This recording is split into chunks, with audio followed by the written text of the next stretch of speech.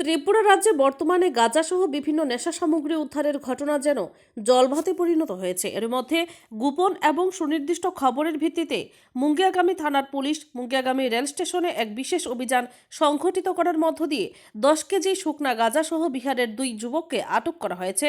আটক 2 যুবকের নাম মধু কুমার বয়স 41 এবং সন্তোষ কুমার বয়স 19 বলে পুলিশের তরফ থেকে দাবি করা হয়েছে। গোটা বিষয়ের পরিপ্রেক্ষিতে পুলিশের তরফ থেকে দাবি করা হয়েছে আটককৃত যুবকদের প্রয়োজনীয় জিজ্ঞাসাবাদ করে ঘটনার পেছনে আর কারা জড়িত রয়েছে বা গোটা নেটওয়ার্ককে সামনে আনার চেষ্টা হচ্ছে। শেষ সংবাদ পর্যন্ত 2 ব্যক্তিকে মুঙ্গিয়াগামী থানায় রাখা হয়েছে। আগামীকাল তাদেরকে কোর্টে প্রেরণ করা হবে।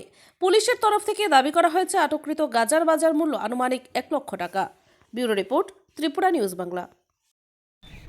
सर आज यहाँ क्या मिला?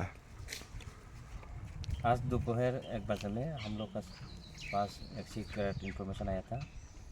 उसका अनुसार हम लोग 2 बंदा को डिटेन किया और उन लोग का बैग चेक करने के बाद हम लोग टोटल 4 पैकेट 10 केजी गांजा मिला और उसका मार्केट वैल्यू है अप्रॉक्स 1 लाख और उन लोग का घर दोनों का घर बिहार में है और हम लोग अभी NDPS एक्ट के अनुसार हम लोग कार्रवाई करेंगे।